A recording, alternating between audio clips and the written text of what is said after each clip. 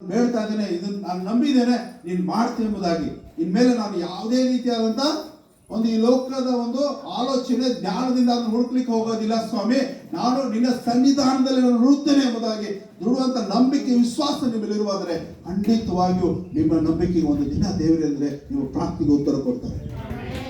Amen amen amen.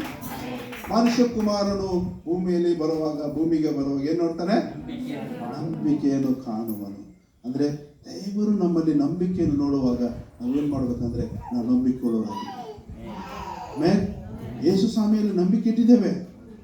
ಹೌದಾ? ನಾವು ಸೇವೆ ಮಾಡ್ತೇವೆ, ಸೇವಕರಿದ್ದೀವಿ. ಹೌದಾ? ಎಷ್ಟೋ ವರ್ಷಗಳಿಂದ ಯೇಸು ಸ್ವಾಮಿ ನಂಬಿ 10 ವರ್ಷ 20 ವರ್ಷ 30 ವರ್ಷ ಇದ್ದೀವಿ.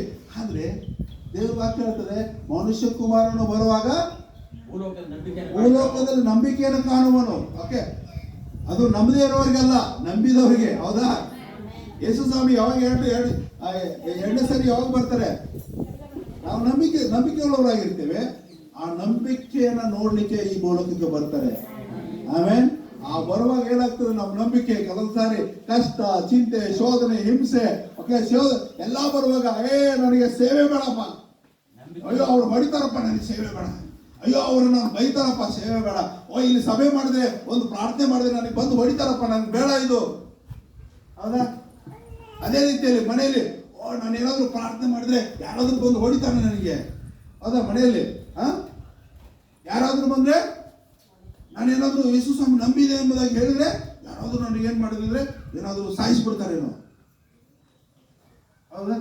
ಕೊನೆಯ ದಿನಗಳಲ್ಲಿ ಆ ರೀತಿಯಲ್ಲಿ ಯೇಸು ಸ್ವಾಮಿನ ನಂಬಿದವರಲ್ಲಿ ಅದು ಕಾರ್ಯಗಳಲ್ಲಿ ಪ್ರಾರಂಭ ಆಗ್ತದೆ. ಅದಕ್ಕೆ ಯೇಸು ಸ್ವಾಮಿ 2ನೇ ಸಾರಿ ಬರುವಾಗ ಆ ನಂಬಿಕೆಯನ್ನು ದೇವರು ಕಾಣ್ತಾರೆ. ನಾವು ಎಷ್ಟಿದ್ದೇವೆ ದೇವರ ವಾಕ್ಯದಲ್ಲಿ, ದೇವರಲ್ಲಿ ಎಷ್ಟು ಬಲವಾಗಿದ್ದೇವೆ, ದೇವರ ಸೇವೆಯಲ್ಲಿ ಎಷ್ಟು ಬಲವಾಗಿ, ಯಾವುದೇ ಏನಂದ್ರೆ ಭಯ ಇಲ್ಲದೆ, ಓಕೆ, ಯಾವುದೇ ರೀತಿಯಾದಂತ ಒಂದು ಕಪಟ ಅಲ್ಲ, ಓಕೆ, ಜೀವ ಭಯ ಇಲ್ಲದೆ, ಓಕೆ, ಜೀವ ಭಯ ಇಲ್ಲದೆ ಯೇಸು ಸ್ವಾಮಿಯಲ್ಲಿ ನಾನು ಎಷ್ಟು ನಂಬಿಕೆಯಿಂದ ಜೀವಿಸ್ತಾ ಇದ್ದೇನೆ ಅನ್ನುವಂಥದ್ದನ್ನ ದೇವರು ಅದನ್ನು ನೋಡ್ಲಿಕ್ಕೆ ಸಾಧ್ಯ 2ನೇ ಸಾರಿ ಬರುವಾಗ.